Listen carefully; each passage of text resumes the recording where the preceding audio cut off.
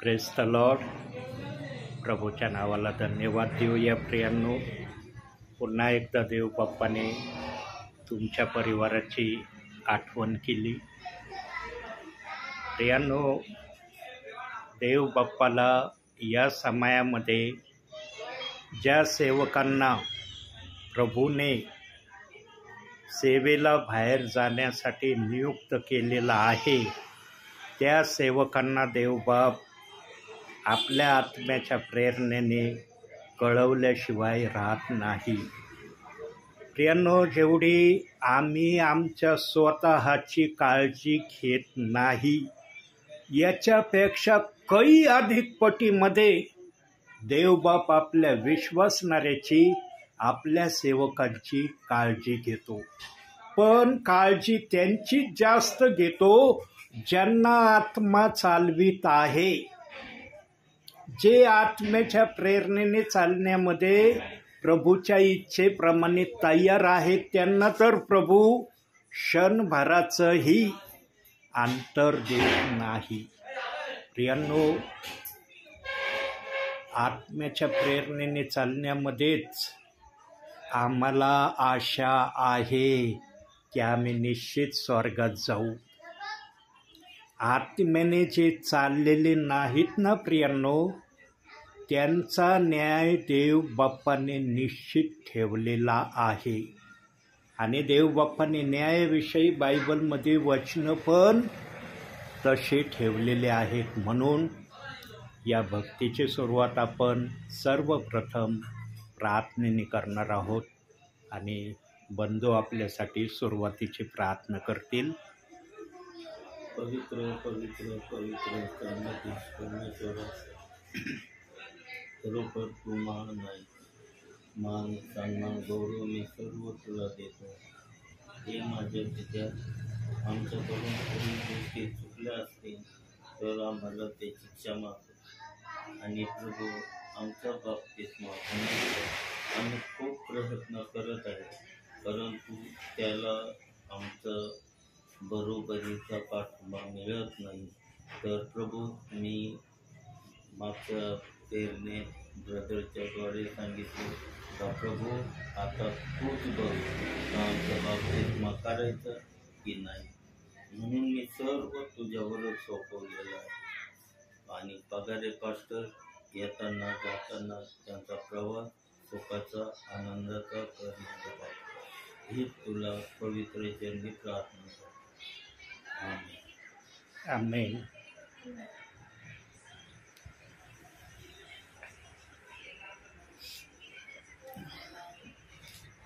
प्रियांनो, बोलत होतो मी विचाराच्या माध्यमातून, पण विसरलो होतो की सुरुवातीची प्रार्थना झालेली नाही, म्हणून मध्येच मी थांबलो.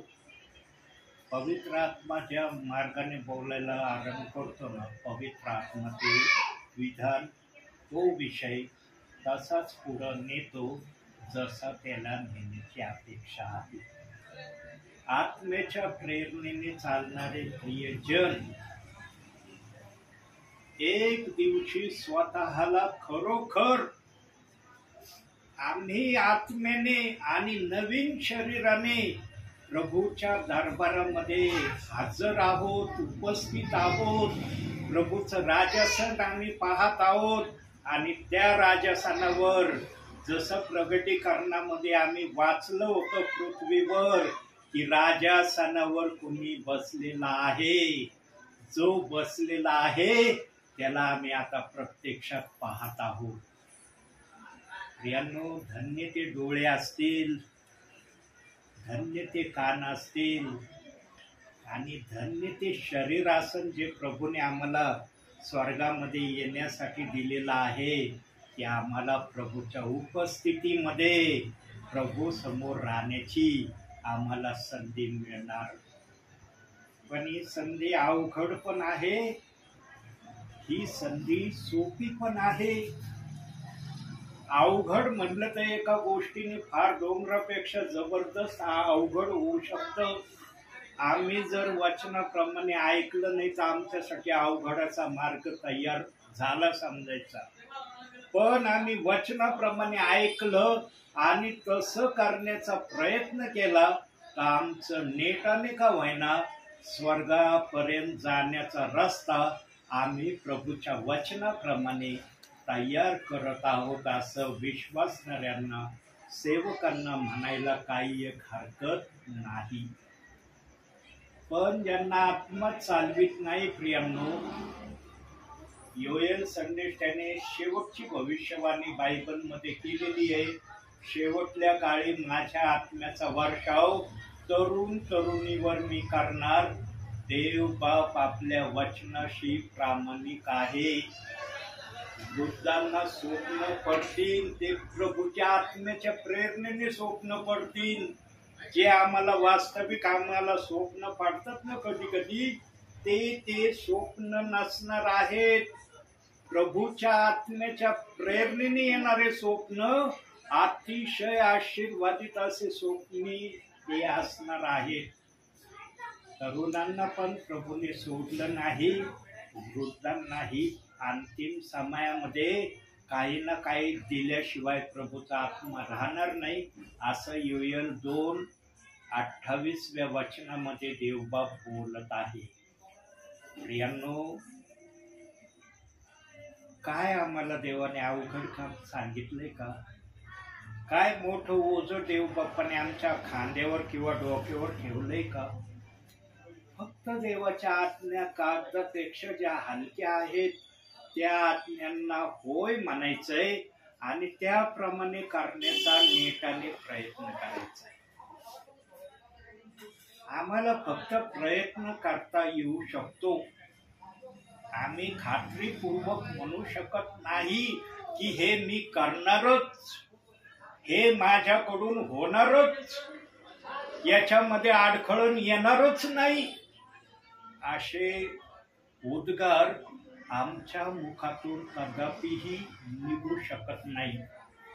म्हणून याकोबाच्या पत्रामध्ये सांगितलेलं आहे, दुसरे पेत्राच्या पत्रामध्ये 3ऱ्या अध्यायामध्ये सांगितलेलं आहे की जर तुम्हाला काय करण्याची इच्छा असेल तर तुम्ही असे म्हणा, प्रभूची इच्छा असेल तर अमुक अमुक असे आम्ही करू.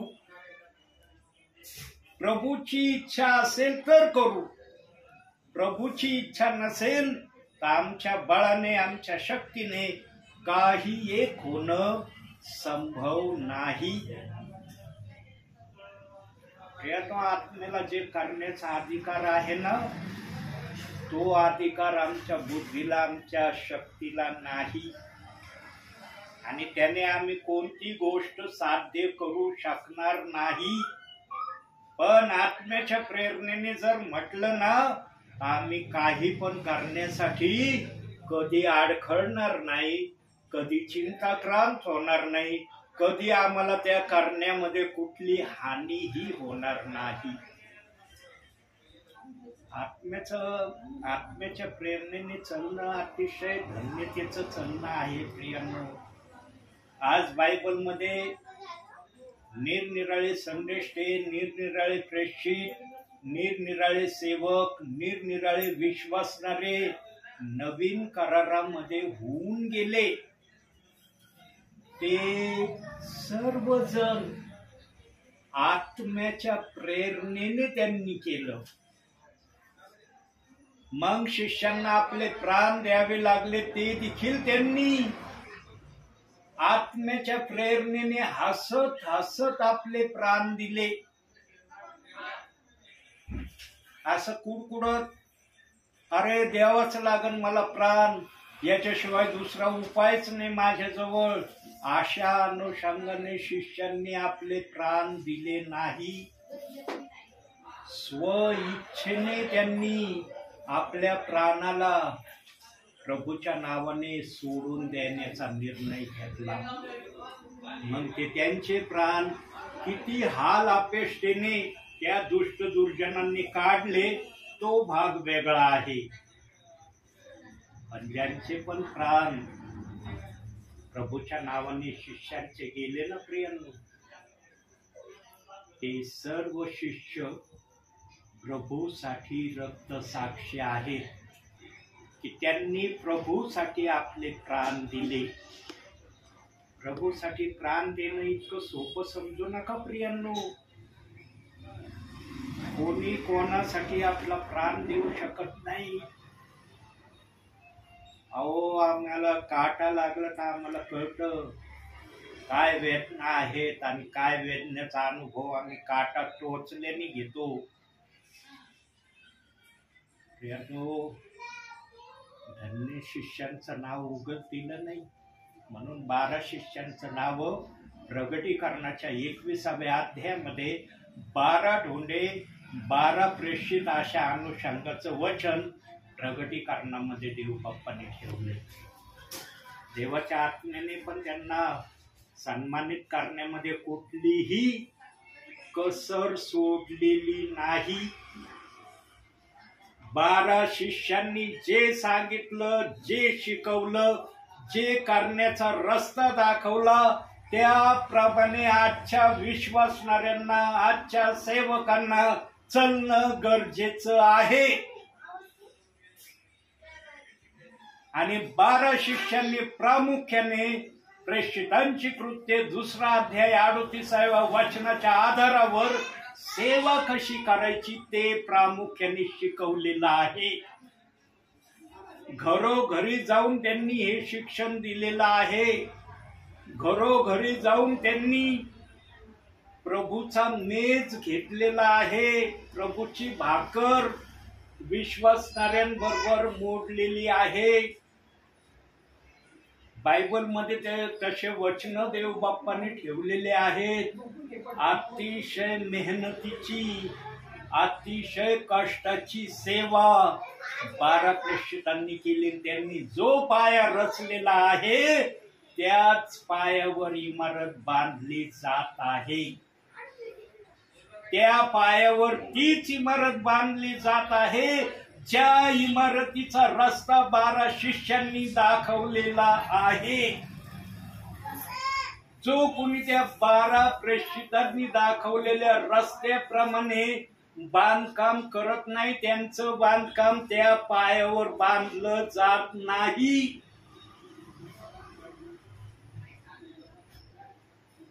आज ज्याला त्याला वाटतं मी बांधकाम करतोय, माझी इमारत बनतय, वचनाप्रमाणे असलं तर निश्चित ते बांधकाम होत आहे. पण वचनाप्रमाणे नसलं ना, वचनाचा विरोध असला ना, बांधकाम कस काय होईल?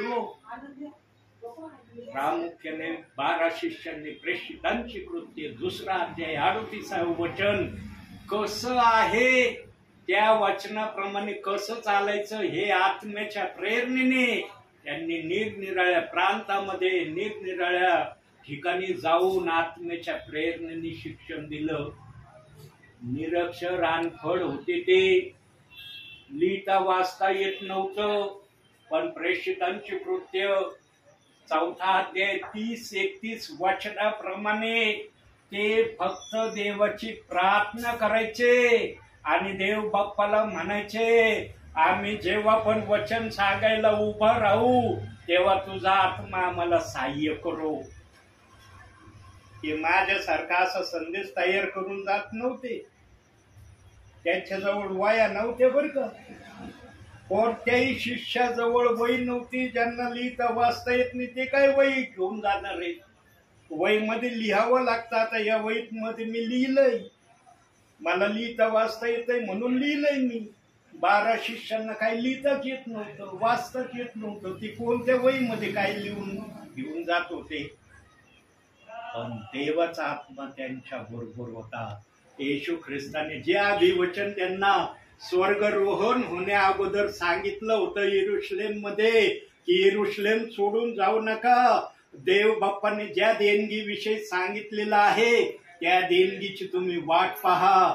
12 शिष्यांनी पण विश्वासाने त्या देणगीची वाट पाहिली आणि ती देणगी येण्या अगोदर 108 जणांना त्यांनी आपल्या बरोबर सेवेमध्ये सम्मिलित केलं होतं. म्हणून पेंटिकॉस्टच्या दिवशी 120 जणांवर अग्नीच्या जिभा उतरल्या असं बायबलचं वचन आम्हाला सांगतं.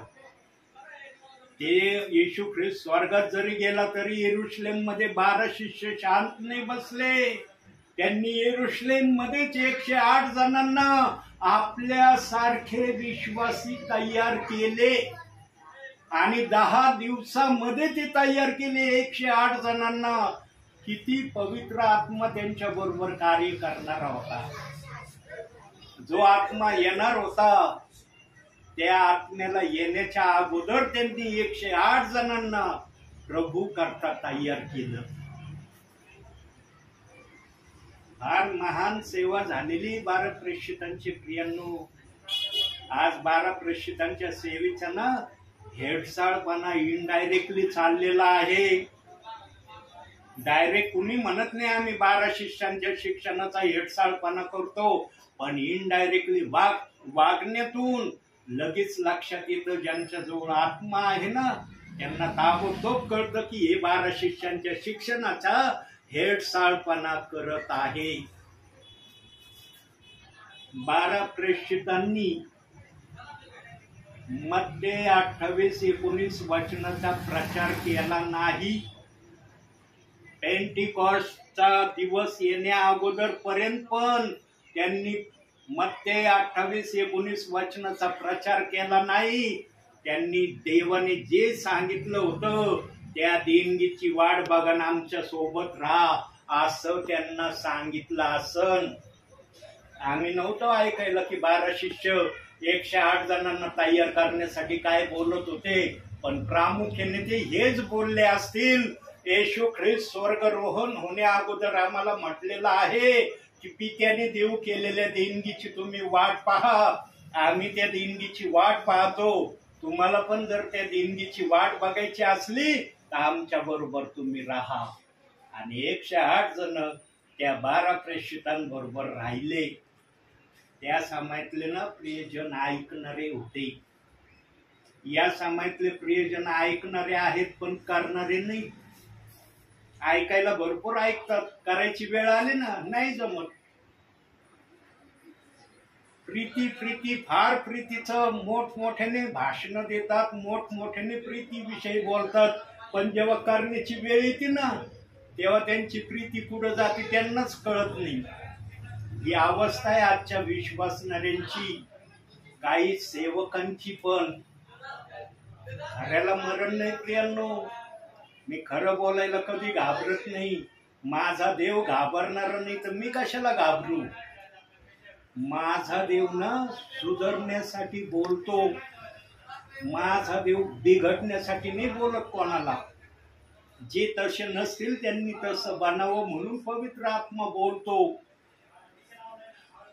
प्रियांनो, देवाजवळ इतकं काय बोलायला आहे ना, पण तो आपल्या इच्छेने जेवढं ऐकणाऱ्यांना आशीर्वादाचं कारण होईल तेवढंच तो बोलतो.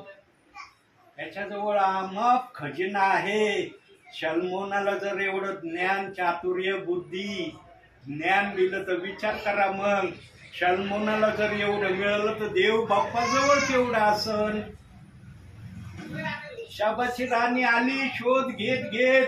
खरं शल्मोनाला हे मिळालं का? प्रत्यक्ष मी त्याच्या तोंडून ऐकून कानाने ऐकतील तेव्हा मी विश्वास ठेवन. खरोखर शल्मोनाला शहाणपण, ज्ञान, बुद्धी, चातुर्य देव बाप्पांनी दिलं. जो देतो ना त्याच्याजवळ भरपूर असतं. लक्षात ठेवा, कधी पण त्याच्याजवळ लिमिटेड नसतं, पण तो ठरवतो किती द्यायचं. ठरवणं त्याच्या हातात असतं. प्रियांनो, जो देव मागील सेवकांना, राजांना जर द्यायला त्याने संकोचित मन केलेलं नाही तर तो देव आम्हालाही देण्याविषयी कधी संकोचित मन करणार नाही. फक्त आमची तयारी असणं गरजेचं आहे. आमची तयारी तशी असणं महत्वाचं आहे जसं देव बाप्पाला आमच्याबद्दल त्याने मनामध्ये ठरवलेलं आहे. आणि ही भाषा आत्मा ज्यांच्या जवळ आहे ना त्यांनाच ही भाषा कळती. ज्यांच्या जवळ आत्मा नाही ना त्यांना मुळीच ही भाषा कळणार नाही. कारण चालवणारा आत्मा आहे तुम्हाला. म्हणून देव म्हणतो तुम्ही आता स्वतःचे नाही, मी तुम्हाला मोलाने विकत घेतलेला आहे, यासाठी की आता तुमच्यामधून मी माझी इच्छा पूर्ण करावी म्हणून तुम्हाला विकत घेतलंय मोलाने मी. आम्ही पण काही वस्तू बाजारातून खरेदी करतो, कशाला करतो? आमच्या जवळ पैसा झाला म्हणून खरेदी करतो. आम्हाला माहित असतं ना जी पण वस्तू आम्ही खरेदी करतो त्या वस्तूचा उपयोग काय आहे. आता हे जे काही ज्या सोफ्यावर आम्ही बसलो हे बनवत असताना किंवा हे आणत असताना तुम्हाला माहित होतं आम्ही जी वस्तू घरात आणू राहिलो त्या वस्तूचा उपयोग आम्हाला काय होणार आहे. जर याचा उपयोग नसता तर दिले असते का तुम्ही हजारो रुपये याला, म्हणले असते काय उपयोगच नाही, कशाला हे घरात आणायचं अडचणीचं. पण हे घरात आणल्यावर तुम्हाला कळलं ना आम्ही तर याच्यावर बसू. कोण पाहुणे आले किंवा सेवक आले किंवा आमचे मित्रजन आले किंवा आमचे आप्तजन आले ते याच्यावर बसतील. याच्यावर बसण्याची बंदी आहे का कोणाला? लिहिलंय का याच्यावर? फक्त या घरातल्याच लोकांनी याच्यावर बसावं, बाकीच्यांना याच्यावर बसायची परवानगी नाही. लिहिलंय का असं याच्यावर? यांनो जर एखादी जगिक वस्तू घेताना आम्हाला कळतं की त्या वस्तूचा वापर करणं सर्वांना शक्य आहे, मग ज्या देवाने आम्हाला आपल्या हाताने घडवले तो देव बाप आम्हाला कसा आपल्या विश्वासाने चालवेल, आपल्या मनाने चालवेल याचा विचार करा. प्रियांनो, सगळ्या गोष्टीचं बोलण्याचं प्रावधान, वचनाचं प्रावधान पवित्र आत्म्याजवळ रेडी आहे. पवित्र आत्म्याजवळ सर्व काही आहे. फक्त पवित्र आत्मा कार्य करणारा असला तर सर्व काही आहे. पवित्र आत्मा कार्य करणारा नसला काही शक्य नाही, काही होणं संभव नाही. पवित्र आत्मा असला ना सगळं विपुल आणि भरपूर आहे. म्हणून आजचं वचन पण आपल्यासाठी आशाचा अनुषंगाचा आलेला आहे. जे विचारातून ऐकलं ना तुम्ही त्या विचाराचा आणि आजच्या वचनाचा एकदम जवळचा संबंध आहे, अगदी जवळचा संबंध आहे. आणि ते वचन आपल्यासाठी मी आता वाचत आहे. काढूया आपण स्तोत्र संहिता 119 112. बघा तिथं काय देव बाप बोलतो. स्तोत्र संहिता 119 112. फार सुंदर शब्द त्या ठिकाणी देव बाप्पाने ठेवलेला आहे. 119 112.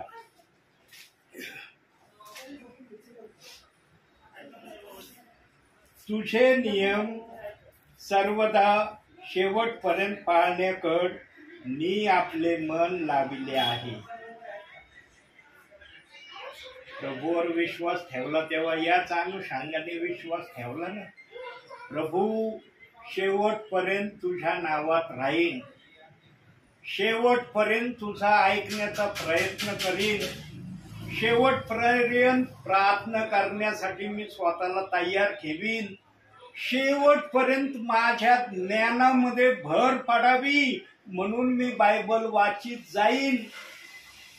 केला का नाही? जेव्हा विश्वास ठेवला त्यावेळेला तुमच्या उत्स्फूर्त आनंद मनाने देव बाप्पाशी तुम्ही हे शब्द बोलले असताल, एकदा तरी बोलले असताल. रोज जरी तुम्ही बोललेले नसले पण एकदा का होईना तुम्ही देव बाप्पाला हे देवाच्या उपस्थितीमध्ये बोलले असताल. कारण जो नवीन विश्वासणारा प्रभूमध्ये येतो ना त्याच्यामध्ये पवित्र आत्मा इतक्या चांगल्या विचाराच्या माध्यमातून बोलतो ना प्रियांनो, याचा मी फार जवळून अनुभव घेतलाय. फार जवळून या गोष्टीचा मी अनुभव माझ्या जीवनात घेतलेला आहे. पण जसं आम्ही प्रभूमध्ये वाढायला लागतो, प्रभूमध्ये दिवस जायला लागतात, तसं आम्ही जर सांगितलेल्या शब्दाप्रमाणे प्रभूशी प्रामाणिक राहिलो नाही, मग आमच्या जीवनामध्ये जे शब्द आम्ही प्रभूला बोललेलो असतो ते शब्द कधी कधी आमच्या जीवनातून पूर्ण होऊ न लागण्याची प्रक्रिया आम्हाला जाणवायला लागते. म्हणून वचनात राहणं म्हणजे देवाच्या सानिध्यात राहणं आहे. जो वचनामध्ये नाही ना तो देवाच्या सानिध्यामध्ये तसा नाही जसं देव बाप्पाला तुम्ही हवे आहात. म्हणून बायबल हा आमचा श्वास आहे. जसं शरीराला श्वासाची गरज आहे ना तसं आमच्या आत्म्याला देवाच्या वचनाची गरज आहे. काही जण आज बायबल वाचत नाही, वाचलं तर त्याप्रमाणे करत नाही. काही जण बायबल वाचतात पण त्यांना बायबलच समजत नाही. का समजत नाही? कारण बायबल वाचतात आणि त्यांचं ध्यान एकीकडे असतं, त्यांचे मनाचे विचार दुसरीकडेच भटकत असतात. इकडं वाचन चाललेलं असतं पण बुद्धीमध्ये विचार वेगळाच. म्हणून त्यांना काही जणांना बायबल समजत नाही. पण जे ध्यानपूर्वक बायबल वाचतात ना देवबाप त्यांना कमीत कमी 30% तरी आशीर्वाद दिल्याशिवाय राहत नाही. म्हणून प्रियांनो, आम्ही जो करार देवाशी केलेला आहे ना, जे आम्ही उद्गाराने बोललेलो आहोत की मी सर्वदा शेवटपर्यंत तुझ्या नियमांना पाळण्याचा प्रयत्न करीन, या प्रयत्नाला आम्हाला आमच्या प्रभू येशू ख्रिस्ताचं दुसरं आगमन होईपर्यंत आम्हाला हे करून दाखवायचं आहे. आम्ही बोलतो एक, करतो एक, याला ख्रिस्ती जीवन म्हणता येत नाही. ख्रिस्ती जीवन त्याला म्हणता येतं जसं बोललं जातं तसं करणं, याला ख्रिस्ती जीवन म्हणतात. प्रियांनो,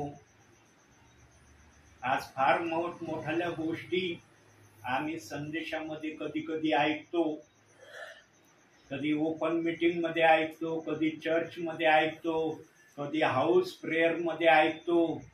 पण जेवढ्या मोठ्या गोष्टी आम्ही ऐकतो ना तेवढ्या मोठ्या गोष्टी काही जणांच्या जीवनातून होतच नाही. जे बोलतात ना त्याच्याप्रमाणे करण्याची प्रक्रिया काही ठिकाणी दिसतच नाही.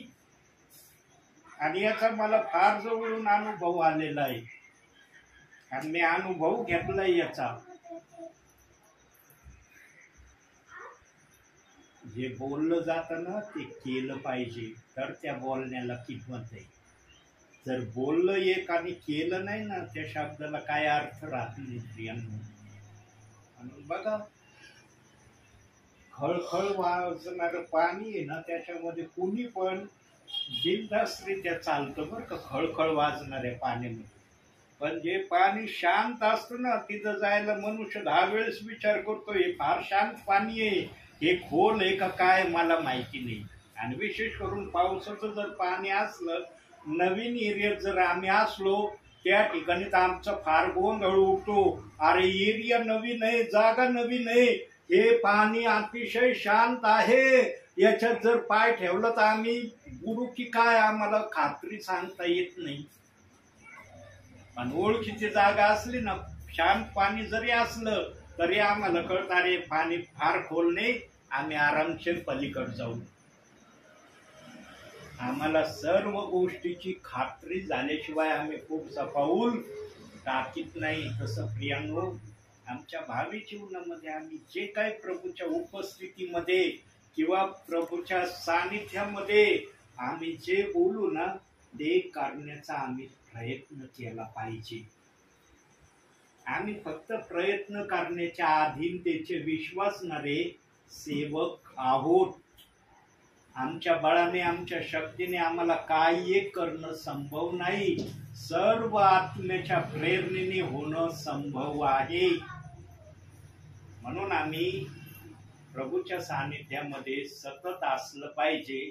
आणि माझ्यामध्ये पवित्र आत्मा बोलतो, पवित्र आत्मा माझ्या संगती आहे, याचा प्रथम आपण अनुभव घेतला पाहिजे. त्याच्या मुखाने फार मोठ्या गोष्टी बोलायच्या आणि करण्यामध्ये काहीच नाही. पवित्र आत्मा अशा प्रकारे चालवतो का?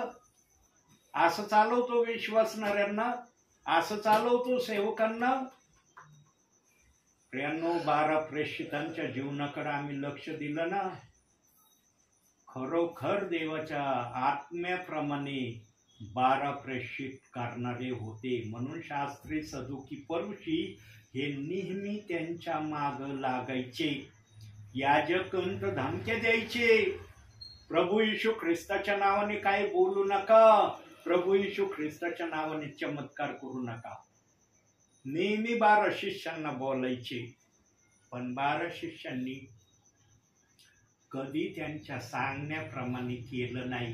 ते म्हणायचे, आम्ही देवाचं ऐकायचं का माणसाचं ऐकायचं याचा न्याय तुम्ही करा. आणि जेव्हा हे बोलायचे 12 शिष्य, त्यांच्याजवळ उत्तरच नसायचं. म्हणून ते म्हणायचे, आम्हाला देवाच्या इच्छेने करणं हा आमचा सर्वात पहिला अधिकार आहे, जो आम्ही केल्याशिवाय राहणार नाही. आणि राजरोसपणे या 12 शिष्यांनी येरुशलेमच्या बाहेर प्रभू येशू ख्रिस्ताची सुवार्ता सांगितली. घाबरले नाही ते सुवार्ता सांगायला. निडरतेने त्यांनी सेवा केली. आत्मा ज्याच्या जवळ असतो ना, त्याला भयातून भीतीचा आत्मा कधीच त्याच्या जवळ येऊ शकत नाही. तो निडरतेने देवाची सेवा करणारच. आज जे कोणी आत्म्याच्या प्रेरणेने देवाची सेवा करत आहे ना प्रियानो, ते सेवक, सेविका, ब्रदर कधीही घरात बसलेले दिसणार नाही.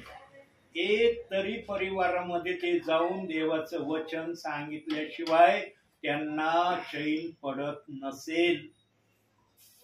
कारण देवाचा आत्मा कधी त्यांना शांत बसू देत नाही प्रियांनो. तो कुठं ना कुठं सेवेला पाठवितोच. आणि हेच कार्य 12 शिष्यांबरोबर आणि 108 जण जे 12 शिष्यांनी आपल्या वचनामध्ये, देवाच्या वचनामध्ये ज्यांना आणलं, त्यांनी पण हेच केलं जे 12 शिष्यांनी केलं. प्रियांनो, अतिशय श्रमाची, अतिशय कष्टाची सेवा या 120 जणांनी केली.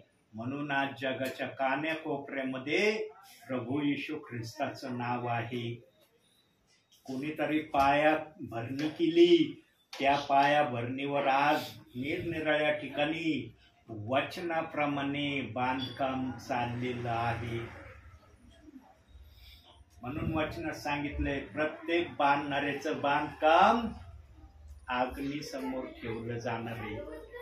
ज्याचं बांधलेलं काम भस्म होईल त्याला तोटा होईल, ज्याचं बांधकाम भस्म नाही होणार त्याला फायदा होईल.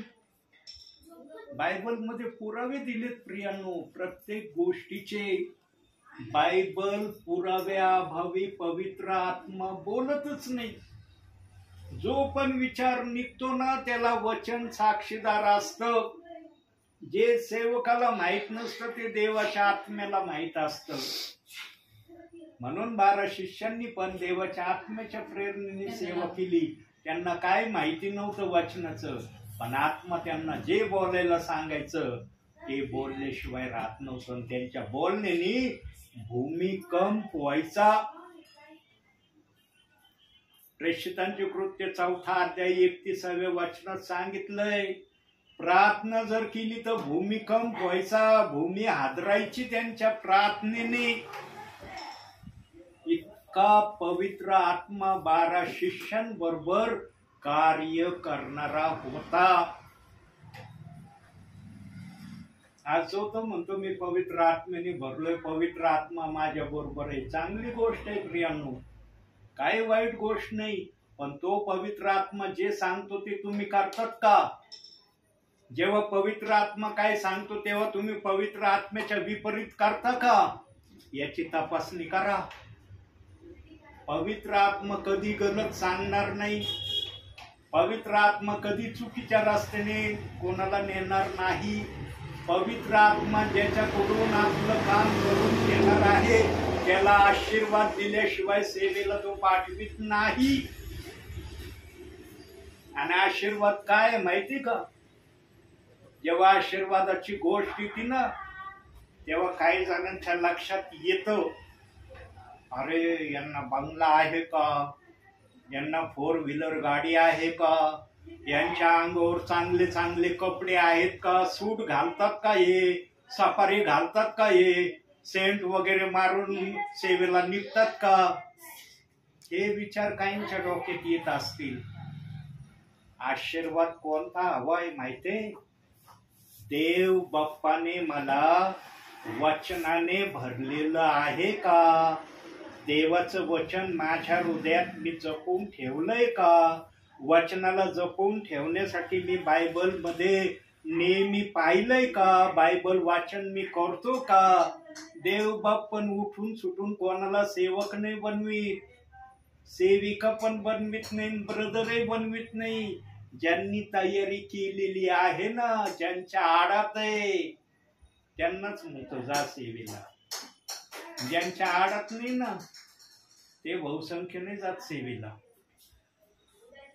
देवाची सेवा इतकी सोपी नाही प्रियांनो. आज काही जणांनी सेवा अतिशय सोपी करून ठेवली. मी म्हणलो तर जाईन, मी नाही म्हणलो तर नाही जाणार. आज तुझ्या सांगण्याने सेवा होणार आहे का? तुझ्या बोलण्याने सगळं काही घडणार आहे का? मग पवित्र आत्मेचं काय काम आहे? तूच जर सगळे निर्णय घ्यायला लागला, सगळं तूच करायला लागला, मग पवित्र आत्मा काय करीन तुझ्यासाठी? आज काय चाललंय ना प्रियांनो, ज्याचं लक्ष असेल त्यालाच कळन की सध्या काय चाललेलं आहे. देवाच्या भयामध्ये ना आज देवाची सेवा तशी नाहीये. देवाच्या भयामध्ये जी सेवा व्हायला पाहिजे ना, ही सेवा आज काही ठिकाणी दिसतच नाही प्रियांनो. देवाच्या भयाच्या सेवेचा आणि त्या गोष्टीचा विपरीत परिणाम काही ठिकाणी दिसू लागलेला आहे. आज काय चाललंय माहितीये का? प्रामुख्याने वचनातून बघूया. एक वचन आपण काढूया. लूकाप्रोत शुभ वर्तमान, बायबल नाही घेतलं तुम्ही रीनाताई, 14वा अध्याय 11वं वचन मी वाचतो.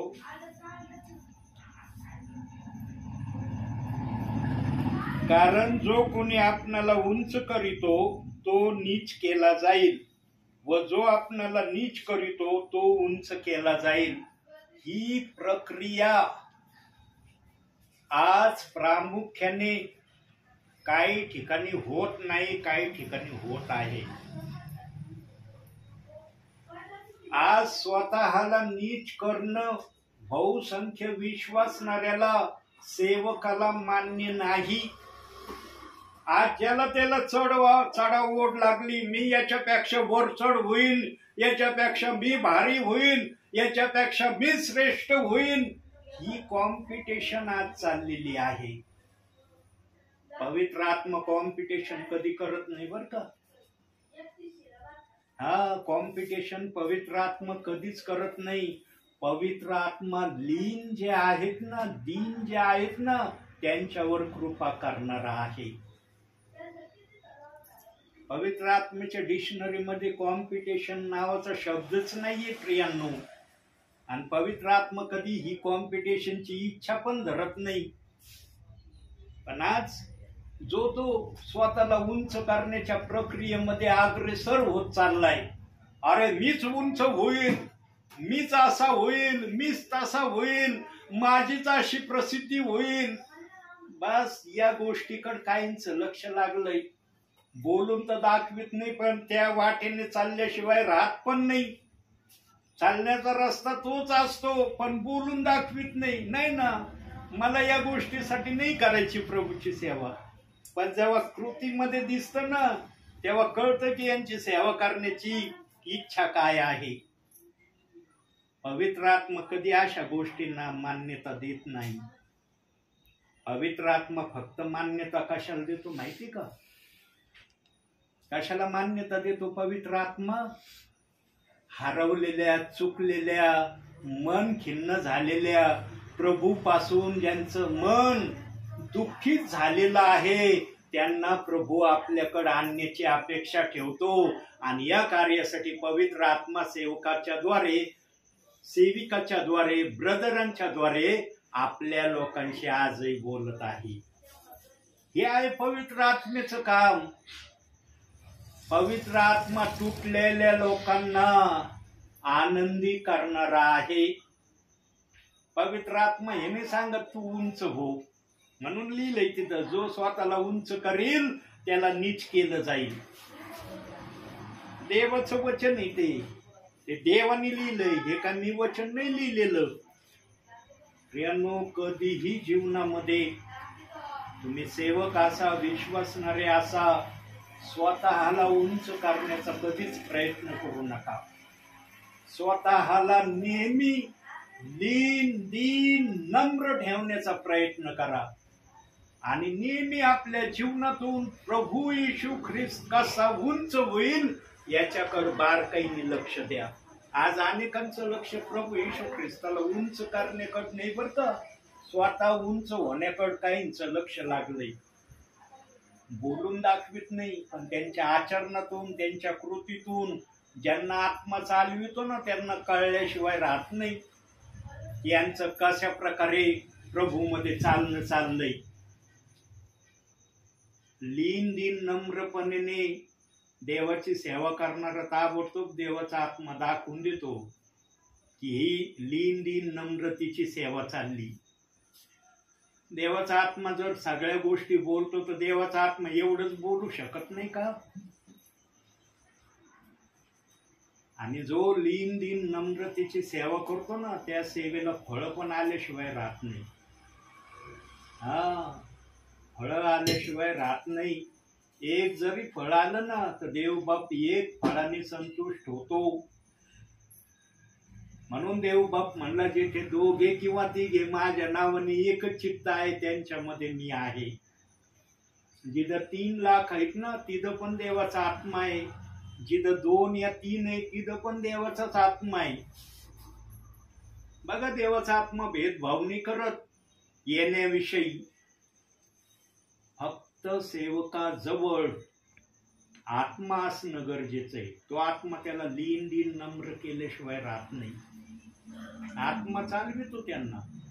अनफळ 12 शिष्यांना जर आत्मेने चालवलं, आम्ही तर लिहिणारे वाचणारे आहोत, आम्हाला किती चांगल्या प्रकारे चालविल. अनफळांना त्यांनी चालवलं, ज्यांना लिहिता वाचता येत नाही, शास्त्री सदुकी परोशी याजक म्हणायचे निरक्षर आहेत, अनफळ आहे, यांना काय आज्ञा नीती हे काय नाही करू शकत. पण यांच्याद्वारे जे होतंय ना त्याने आम्ही हैराण झालो, आश्चर्यात पडू की यांना एवढं शिक्षण, एवढं ज्ञान कुणी दिलं. त्यांना ज्ञान देणारा पवित्र आत्मा होता, तो बोलायचा त्यांच्या बरोबर. म्हणून हजारोंच्या संख्येने हर ठिकाणी शिष्यांच्या द्वारे विश्वासणारे देवाच्या राज्यात आले. 3000, 5000, 4000, 7000 या आकड्यांनी शिष्यांच्या द्वारे प्रभूच्या राज्यामध्ये लोकांचं येणं झालंय. प्रेषितांची कृत्ये 1 ते 10 अध्याय तुम्ही वाचा. 1 ते 10 अध्यायामध्ये तुम्हाला हे सगळे जे पवित्र आत्मा बोलतोय ना याप्रमाणे शब्द वाचायला मिळतात का नाही बघा. हजारोंच्या संख्येने शिष्यांच्या द्वारे देवाच्या राज्यात लोक आले. आज कोणत्या प्रकारची सेवा चालली?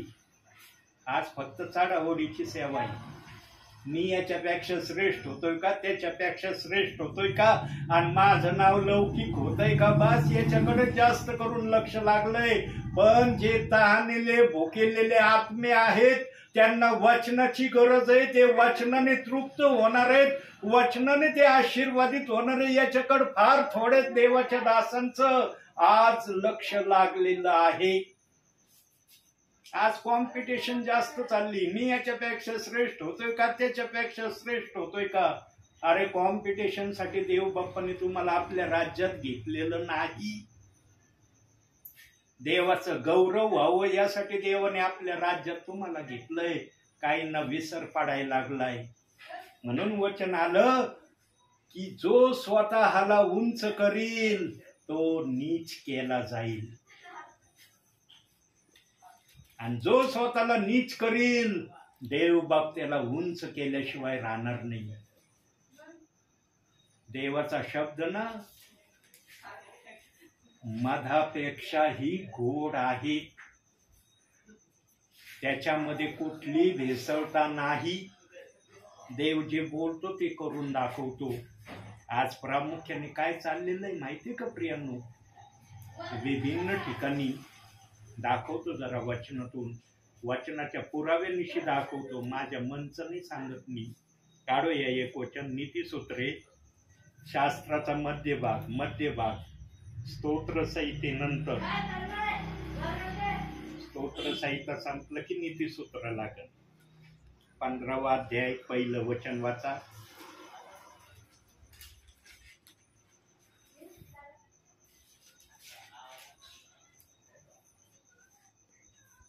मृदू उत्तराने कोप निवारण होते, कठोर शब्दाने क्रोध उत्तेजित होते. आज कठोर शब्दाने एखाद्याचा क्रोध जागृत करण्याची प्रक्रिया चालली.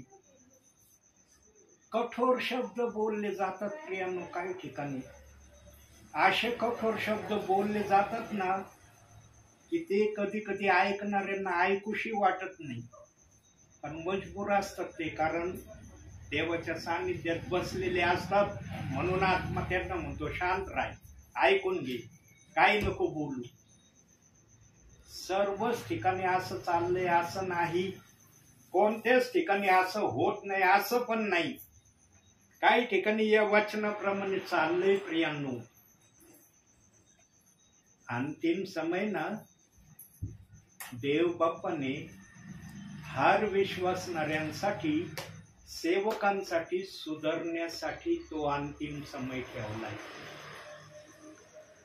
अंतिम समयाचं कारण आम्हाला कळलं पाहिजे की अंतिम समय कशाला ठेवलाय. काही जणांना अंतिम समय पण साधारण समयासारखाच वाटतोय. जसे मागचे दिवस गेले तसेच अंतिम समयाचे दिवस काही जणांना वाटत आहे प्रियांनो. त्यांना काहीच अंतिम समयाचं महत्व समजून नाही राहिलं. ज्याला महत्व समजत नाही ना, तिथं गेल्यावर देव बाप महत्व समजून सांगणार आहे की भूतलावर माझे दास, माझे दासी, माझे ब्रदर सांगत होते माझ्या आत्म्याच्या प्रेरणेने, काय ऐकलं नाही. इथं आम्हाला आमच्या मनाच्या अधिकाराने करण्याचा अधिकार आहे. जेव्हा देवाच्या दरबारात जाऊ ना तेव्हा देवाला देवाच्या इच्छेने करण्याचा अधिकार आहे. तिथं आम्हाला कुठलाही अधिकार राहणार नाही. मग देव बापा आम्हाला वर गेल्यावर दाखवून पृथ्वीवरचं पिक्चर बघ एक वेळेस. काय करत होतास पृथ्वीवर? किती तुझ्याकडे दास येत होते, तुला किती समजावून सांगत होते वचनातून, किती मार्गदर्शन आत्म्याच्या प्रेरणेने करत होते. पण बघ पृथ्वीवरचा एक पिक्चर बघ तुझी प्रक्रिया पृथ्वीवर काय होती. पण माझ्या आसनासमोर उभा आहेस तर कसा दिन नम्रतेने, माझ्याकडून चुकलं, मला क्षमा कर प्रभू, मी पश्चाताप करतो, मी ऊर बडवून घेतो, मी उलथा पालथा पडतो जोशा समोर, मला क्षमा कर. इथं क्षमा नाही होणार, तिथं न्याय होईल. वर कितीही तुम्ही काही प्रयत्न केले ना देव बाप्पाला कन्व्हिन्स करण्यासाठी, देवबाप कन्व्हिन्स होणारच नाही. देवबाप म्हणजे पृथ्वीवरचा पिक्चर बघ तुझा, त्या पिक्चरावर तुझा न्याय होणार आहे. काय केलं माझ्यासाठी, काय केलं तू स्वतःसाठी, काय केलं संसार प्रपंचासाठी, बघ जरासा पिक्चर बघ तुझा. या पिक्चरवर तुझा न्याय आहे आता. म्हणून इथं पिक्चर चांगला ठेवा आपला. इथं पिक्चर चांगला असलं ना वर आमचा न्याय पण चांगलंच होईल. न्यायच होणार नाही. बायबल स्पष्टपणे वचन सांगतं की न्यायच मी करणार नाही. ज्यांचं पिक्चर चांगलं आहे ना त्यांचा न्याय नाहीये. बायबलचं वचन सांगतं की माझं मनचं नाही सांगू राहिलो, माझं मनचं सांगायला एवढा ज्ञानी मी लागून नाही गेलो. रेफरन्स त्यासाठी सांगतो, आपण तो वाचणार नाही, मी स्वतः ते वचन बोलणार आहे.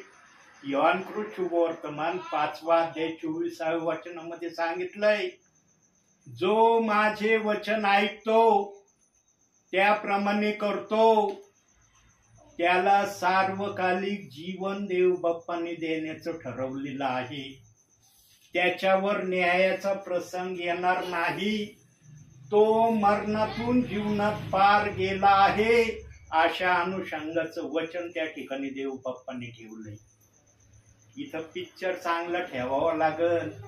आणि पिक्चर चांगला ठेवण्यासाठी ना राग, क्रोध, द्वेष, एकमेकाविरुद्ध चुगल्या सांगणं, एकमेकाचं वाईट करणं, एकमेकाचं वाईट झालं तर मनातल्या मनात का आनंदी होणं, या सगळ्या गोष्टी सोडून द्याव्या लागतील.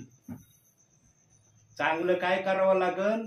कुणी जर अडचणीत असला, कुणी जर संकटात असला, कुणाला जर खरोखर मदतीची गरज असली तर त्याच्याकडं न सांगता धावत जाणं, त्याला मदत करणं. जसा त्या चांगल्या लेवीने एका घायल झालेल्या व्यक्तीची मदत केली ना, चांगला शमरोनीने जशी मदत केली, तसं आम्हाला चांगलं शमरोनी बनावं लागल. दिलंय ना शुभवर्तमानामध्ये. एक शमरोनी आला, त्याने त्याची मरमपट्टी केली, त्याला उतार शाळेत नेलं. केलं का नाही त्याने? वाचतो का नाही आम्ही दाखल्यामध्ये? तो दाखला नुसता वाचायसाठीच आहे का? तो कृतीमध्ये करण्यासाठी नाही. यांनो आज अनेक जण अडचणीत आहेत, संकटात आहेत, पेचात आहेत, विचारात आहेत. काही जण आमच्या घरी प्रार्थनेला सेवकांनी यावं याच्या विचारात आहे. पण आज काही जण असं करत नाही प्रियांनो. आज फक्त काय चाललंय, माझं आणि माझ्या घराण्याचं चांगलं असलं ना बस, बाकीच्यांचं काही हो, आम्हाला काय करायचं? प्रभू पाहिन त्यांना. आम्हाला प्रभूच पाहतोय. आम्हाला जर प्रभू पाहतो तो प्रभू त्यांना पण पाहिन. आज या भावनेने वागणं चाललंय. एकमेकाची सहाय्यता करायचं म्हणलं 10 वेळेस पेचत पडते, करू का नको? सहाय्यता म्हणलं का अरे लय त्रास होईन, आम्हाला लय तकलीफ होईल, लय आम्हाला धावावं लागल, लय आमचे परिश्रम जातील. अरे बापरे, एवढं कोण करीन? नाही, एवढं करणं मला नाही जमणार. आज या प्रक्रिया चालल्यात प्रियांनो. नीतिसूत्रामध्ये शलमोन राजाने फार उत्तम सांगितलेलं आहे, जो दरिद्रीला देतो ना तो देवाला उसने देतो. देवाला उसने देणं साधारण समजू नका प्रियांनो. नवीन करारात देवबाप म्हणतो मी कोणाचा ऋणी राहत नाही. आमचा देवबाप कोणाचा ऋणीच राहत नाही. ज्यांनी खरोखर काही प्रभूच्या समक्षतेत केलं ना, देवबाप त्याला दुपटीने टिपटीने दिल्याशिवाय राहत नाही. पण आज करण्याची इच्छा राहिलीच नाही. माझं व्यवस्थित चाललंय ना बस, बाकीच्यांचं प्रभू पाहिजे. मी काय करू त्याच्यासाठी? जो निर्भरतेने निडरतेने प्रभूवर अवलंबून सेवा करतो ना प्रियांनो, त्या सेवकाची सेवा देवबाप कदापि बंद होऊ देणार नाही. तो कुठूनही देवाच्या सेवकाला पुरवीन, कुठूनही देईन त्याला. अरे माझी सेवा करतोय हा, मला दिलं पाहिजे माझ्या या दासाला.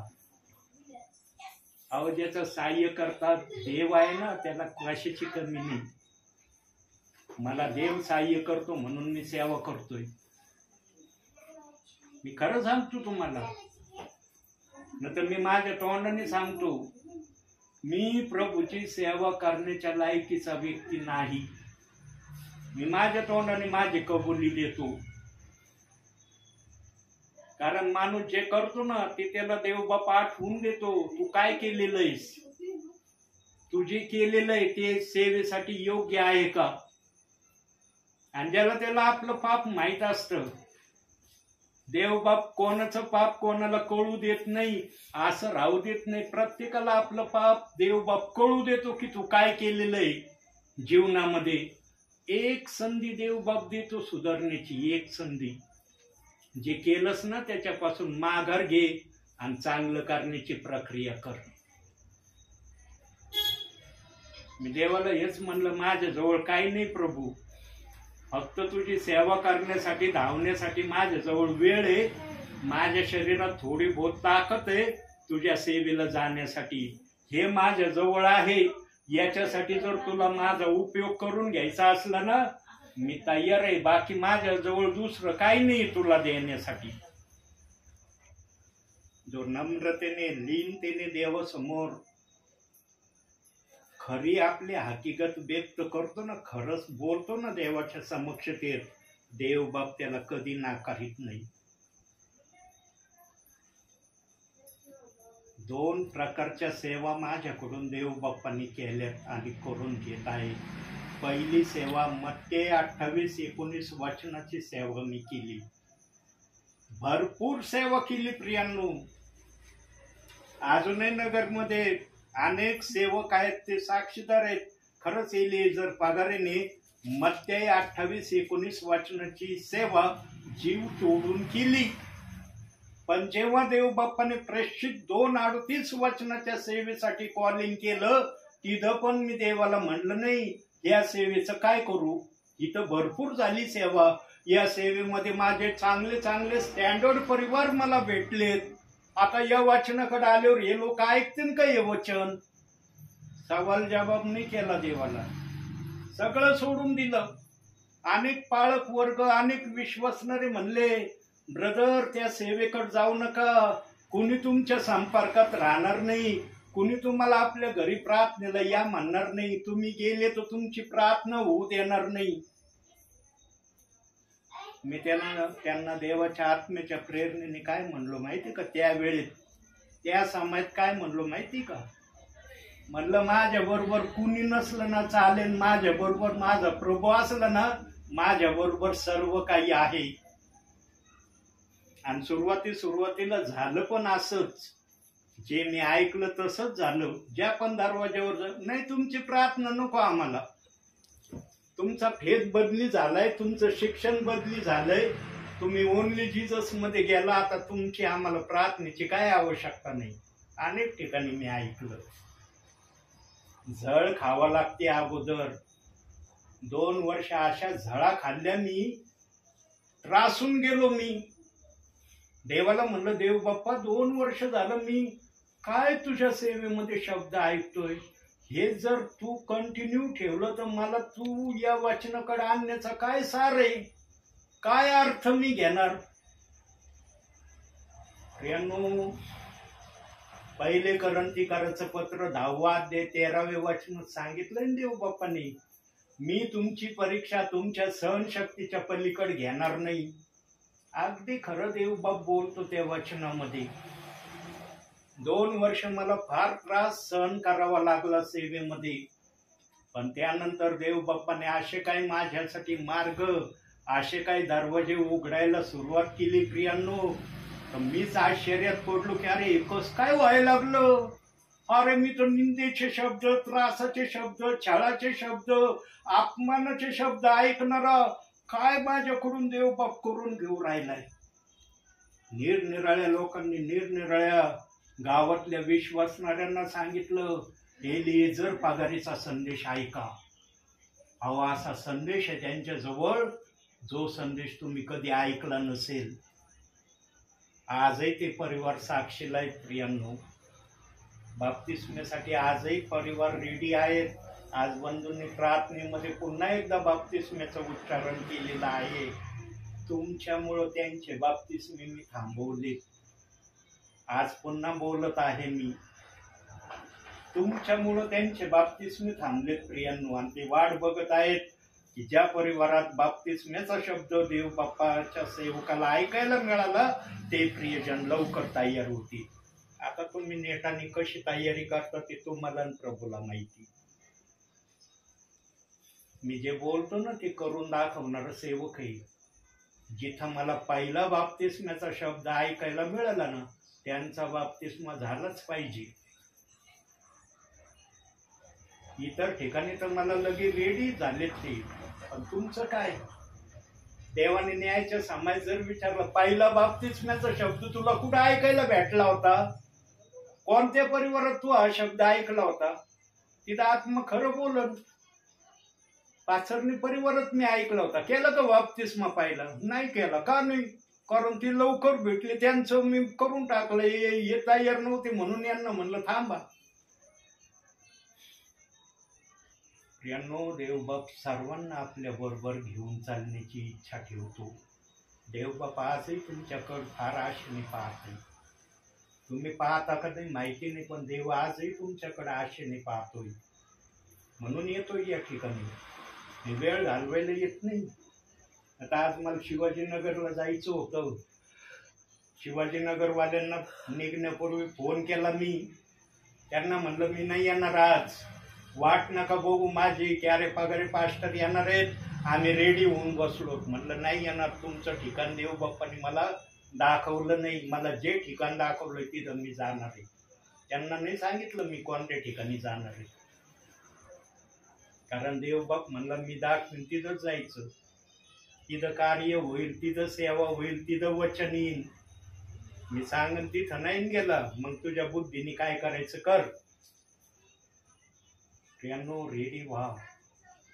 बंधू आज फार उत्तम शब्द बोलले प्रार्थनेमध्ये. प्रभू, आता आमच्याच्याने काय होणं शक्य नाही, बाप्तिस्मेचं तूच आमचं सर्व काही कर. देवावर सोपवलंय ना, देव जरूर करी. असं करेल ना त्यावेळेला फक्त इन्कार करू नका. देव बाप्पाशी कुठल्या प्रकारचं संभाषण करण्याची प्रक्रिया करू नका. देव बाप जे बोलन तसं करण्याची तयारी दाखवा. अहो, तुम्हाला बाप्तिस्म घेण्याची जी आशा उत्सुकता लागली ना, त्याच्या काही गुन्ह्यामध्ये देव बाप्पाला तुम्हाला ही प्रक्रिया करण्याची आशा लागली. तुम्ही काय समजता? अरे आम्हालाच अशी उत्सुकता लागली, देवाला लागली का नाही माहित नाही. देव तर कोणत्या समयापासून याची वाट बघतोय. फक्त एक कारण आहे, त्या कारणामुळे देव बाप्पाचं कार्य तुमच्यामध्ये होऊ नाही राहिलं. ते कार्य आपल्यामधून येशू ख्रिस्ताच्या नावाने येशूलाच म्हणा काढून टाक. बघा तुमच्या बाप्तिस्मेचे मार्ग मोकळे होतात का नाही. तुमचे मार्ग मोकळे झाले ना, जे परिवार बाप्तिस्मेसाठी म्हणले त्यांचे मार्ग मोकळे होते. मी फार निराळा सेवक आहे प्रियांनो. मी चलतीवर नजर ठेवणारा सेवक नाहीये. माझ्या देवाने मला जसं सांगितलंय ना सेवा कर, तशीच मी सेवा करतोय. मी बोलून दाखवित नाही, मी करून दाखवणारा सेवक आहे. आणि जिथं बोलायची वेळ येते ना, तिथं बोलल्याशिवाय पण मी राहत नाही. जिथं देवबाप म्हणतो ना बोल, तिथं बोलल्याशिवाय राहत नाही मी. कारण वचनात सांगितलं प्रत्येक गोष्टीचा समय आहे. चांगल्या गोष्टीचा समय आहे आणि वाईटही गोष्टीचा समय आहे. जेव्हा तो समय येतो तेव्हा मी बोलल्याशिवाय राहत नाही. तुम्ही जर रेडी असते ना प्रियांनो, तर आतापर्यंत किती बाप्तिस्मे झाले असते ना या देवाच्या दासाच्या नावावर, देव बाप्पाने लिहिले असते मला माहिती आहे. पहिलं विश्वासणारा पहिला परिवार आहे. या परिवाराने प्रेषित 2:38 वचनाच्या प्रमाणावर बाप्तिस्मा घेण्याविषयीचा शब्द उच्चारण केला. मला माहित नाही ती तारीख, मला माहित नाही ती डेट, मला माहित नाही ते वर्ष, पण देव बाप्पाला माहिती. माझ्यासारखा विश्वाळू देवबाप नाहीये. त्याच्याजवळ सगळं काही आहे की तुम्ही कोणत्या दिवशी काय शब्द बोललात, आणि तो शब्द देवाने माझ्या ध्यानामध्ये आत्तापर्यंत ठेवू दिलाय. इथून ऐकलंच बरं का माझ्या दासा, यांना घे प्रथम, नंतर बाकीच्यांना घेण्याची तयारी कर. न ते यांना सोडून देऊन दुसऱ्यांनाच घेऊन चल, असं करू नको.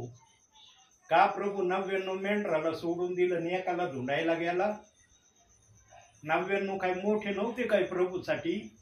एक मेंढरू लय मोठं वाटलं का प्रभूला? 99ला काही महत्व का नाही दिलं प्रभूंनी? कारण आमचा देव एक आत्मेला वाचवण्यासाठी कितीही मेंढरांना बाजूला ठेवण्याची तू तयारी दाखवतो, त्याचं ते दर्शक आहे. उगाच देव बाप्पांनी 99 मेंढरांना नाही म्हणला इथं थांबा, जाऊ नका कुठं, मी येईपर्यंत तिथं थांबले पाहिजे तुम्ही. आणि ते थांबले तिथंच, इकडं तिकडं नाही भटकले. अरे मेंढपाळ गेलं, चला आपण जरा इकडं तिकडं चक्कर मारून येऊ, तिथं थांबले ते. आणि जेव्हा ते एक मेंढरू प्रभूला भेटलं, प्रभूंनी खांद्यावर घेऊन आनंदाने जल्लोषाने या 99 मेंढरांकड देवबाप आला. आमचा देवबाप फार कनवळू आहे, दयाळू आहे. तो नुसता बोलत नाही, करून दाखवतो. इतरांच्या आशीर्वादाविषयी आनंद वाटला असता. लक्षात ठेवा प्रियांनो, ज्याला जी सेवा दिली ना ती सेवा प्रामाणिकपणे करा, प्रभूसाठी करा, माणसासाठी नका करू.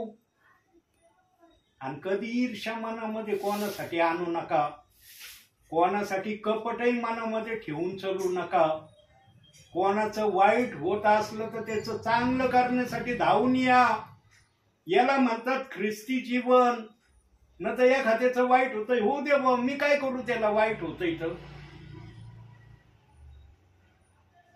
आमच्या येशूने असं नाही केलं बरं का. म्हणून तो म्हणला मत्ते 5:48 मध्ये, जसा मी पूर्ण आहे तसे तुम्ही पूर्ण व्हा. किती जण होते पूर्ण आज? देवबाप एक साधारण गोष्ट बोललाय, या गोष्टीमध्ये किती जण उतरत आहेत आज? प्रत्येकाला माहितीये कोण अडचणीत आहे, कोण सहाय्यतेसाठी प्रभूकडे प्रार्थना करते, पण कोणाला साहसन हिंमत होत नाही. जाऊ दे, त्यांनी केलं ते भरते ना, आम्ही कशाला त्यांचा भागीदार व्हायचं? आम्हाला देवाने जसं ठेवलं आम्ही मजेत आहे, त्यांचं ते बघून घेतील. आज एकमेकाची मदत केली जात नाही प्रियांनो. सगळ्यांना माहित असतं मदतीची गरज आहे यांना. धावून येण्याची वृत्ती आज राहिली नाही. त्यांनी केलं ते भरतील. अशा विचाराने आज हेडसाळपणा चाललाय. गोल्डन संधी आहे प्रियांनो तुम्हाला चांगल्यातलं चांगलं वेतन या ठिकाणी जमा करण्याची. पण त्यासाठी झळ खावा लागेल, त्रास होईल. ते काही साधारण नाही, त्रास होईल तुम्हाला. पण त्याच्यामध्ये ना फार मोठा आशीर्वाद आहे. म्हणून हे वचन आलंय. आणि एक आणखी वचन लक्षात ठेवा जीवनामध्ये. काढूया ते वचन. आणखी एक वचन बघू. 1 कोरिन्थियराचं पत्र काढा. हे लास्ट वचन. आता याच्या पुढे देवबाप नाही वचन देणार. काढलं 1 कोरिन्थियराचं 7वा अध्याय काढा. 35वं वचन वाचा. हे मी तुमच्याच हितासाठी सांगतो, तुम्हास फासात गुंतवावे म्हणून नव्हे, तर तुमच्या हातून उत्तम आचरण व प्रभूची सेवा एकाग्रतेने व्हावी म्हणून सांगतो. एकाग्रतेने आणि उत्तम सेवा वाटतं का नाही तुम्हाला? वाटतं का नाही? उत्तम सेवा व्हावी, एकाग्रतेने व्हावी, आनंदाने आम्ही देवाच्या राज्यामध्ये चालावं, वाटतं का नाही? म्हणून हे शब्द आले. मी काय शब्द लिहिलाय? तुमच्या हातून उत्तम आचरण व प्रभूची सेवा एकाग्रतेने व्हावी.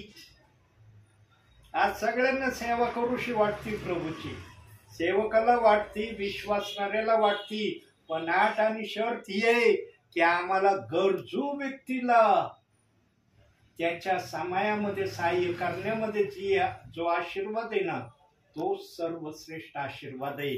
आणि त्याला देवाने एकाग्रतेची सेवा हे नाव दिलंय.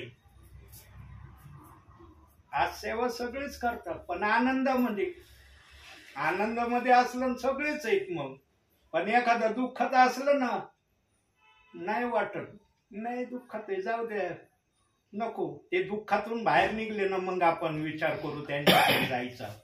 दुःखात येईपर्यंत करू ते, त्यांना निघू दे दुःखातून बाहेर. जे दुःखात आहे ना, त्यांचं सांत्वन केलं पाहिजे प्रियांनो. हे आमच्या येशू ख्रिस्ताने प्रामुख्याने शिक्षणामध्ये शिष्यांना सांगितलं आणि शिष्यांनी ते केलं प्रियांनो. पेत्राची सावली जर आजारांवर पडली ना, तर आजारी बरा होत होता. इतकं सामर्थ्य पेत्रामध्ये देव बाप्पाने ठेवलं होतं. आजारी लोक म्हणायचे, अरे पेत्र या रस्त्याने येतोय. इथून तिथून खाटेवर आजारी लोक असायचे. पेत्राची सावली पडली तर बरे व्हायचे. एवढं सामर्थ्य शिष्यांना दिलं होतं. का दिलं होतं? कारण ते सहाय्यता करण्याच्या अधीनतेत होते म्हणून. वचन ऐकायला फार गोड वाटतं, पण जेव्हा ते करायची वेळ येते ना, माघार घेतली जाते. नाही नाही नाही नाही, नाही जमणार आम्हाला, नाही करू शकत आम्ही असं. ख्रिस्ती जीवन बोलण्याचं जीवन नाही, करून दाखवण्याचं जीवन नाही. करावं लागतं. म्हणून वचन हे क्रिया वाचून निर्जीव आहे हे देवबाप बोलला. म्हणून प्रियांनो, लवकरात लवकर एक वाक्य बोलतो, डोळे बंद करा. लवकरात लवकर देवाच्या हातून पवित्र आत्म्याने भरण्यासाठी स्वतःला प्रभू समोर रोज आणि रोज प्रार्थनेच्या द्वारे सादर होत राहा आणि देवाकडून तेच मिळवा जे तुम्हाला अत्यावश्यक आहे. म्हणून आजच्या या संदेशातून देवबाप तुम्हाला आणि मला भरपूर आणि भरपूर आशीर्वाद देव. आमेन. डोळे बंद करा. चालू राहू दे तुमच्याजवळ.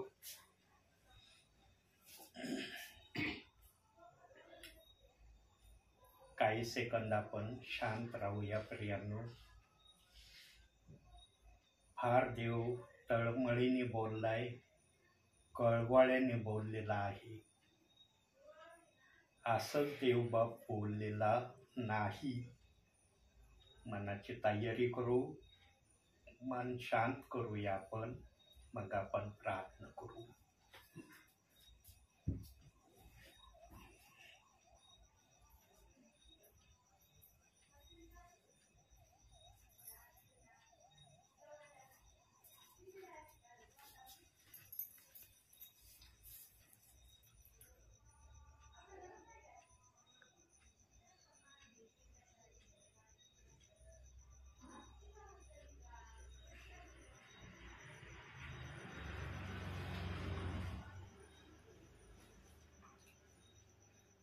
योग्यता से बढ़ के दिया है अपनी दया से तूने मुझे.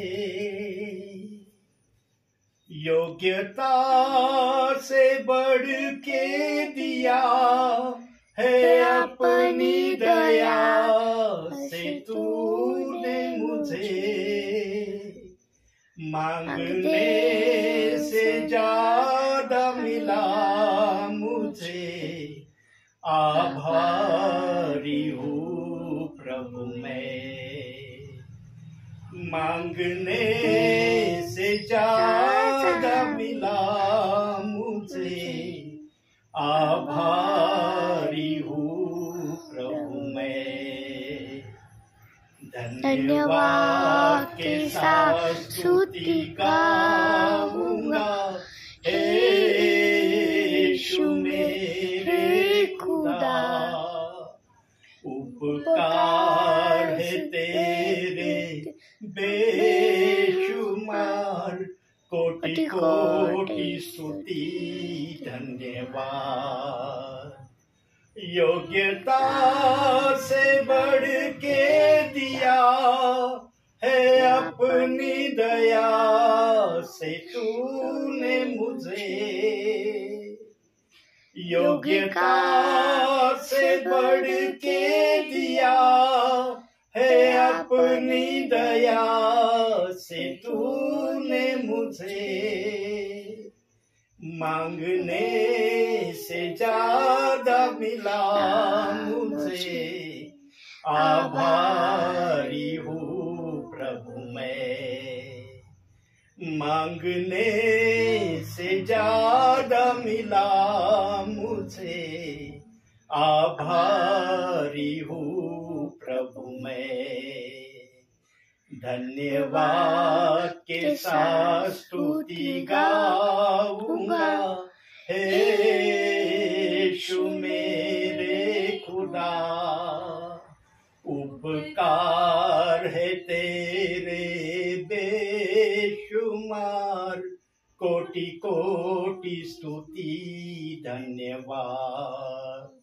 कोटि कोटि स्तुति धन्यवाद.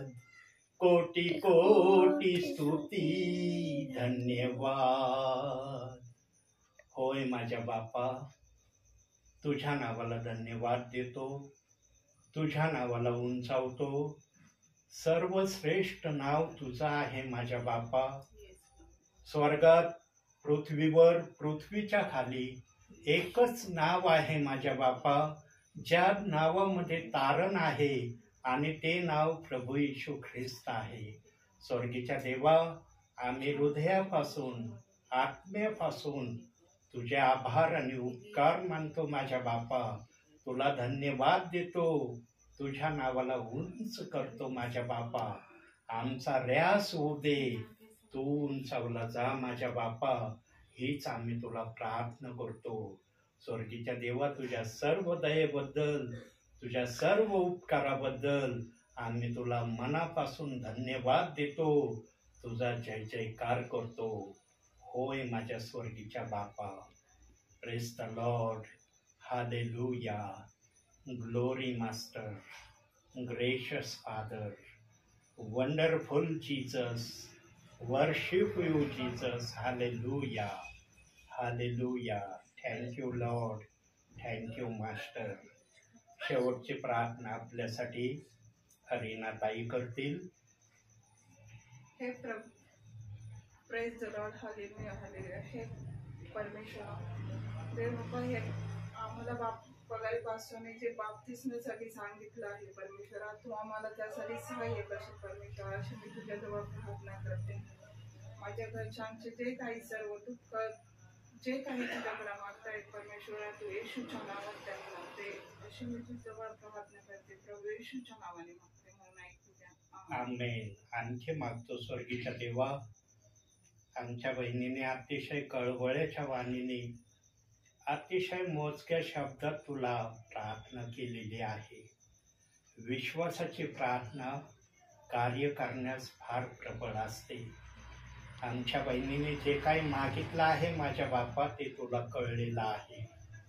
स्वर्गीच्या देवा, शब्द देणारा तूच होता आणि तू जे काही शब्द दिलेले आहेत त्या शब्दाप्रमाणे आमच्या बहिणीच्या जीवनामध्ये, त्यांच्या परिवारामध्ये तू कार्य कर माझ्या बापा.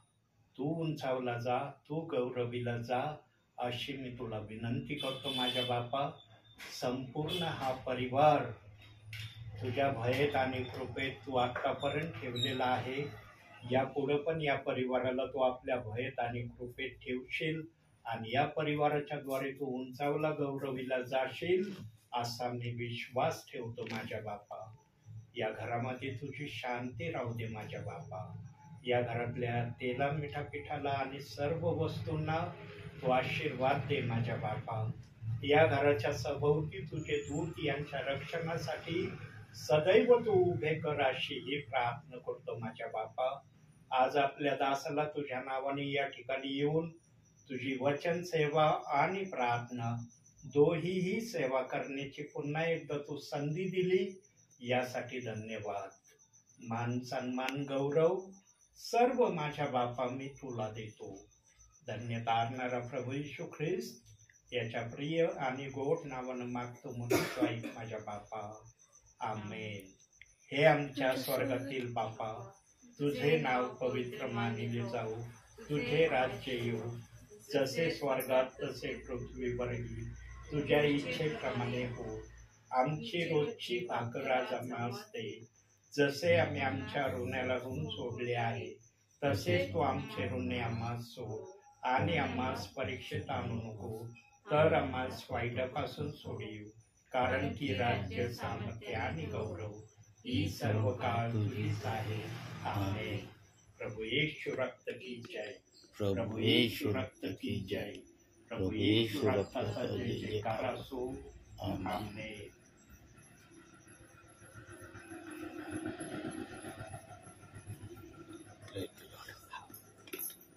Praise the Lord.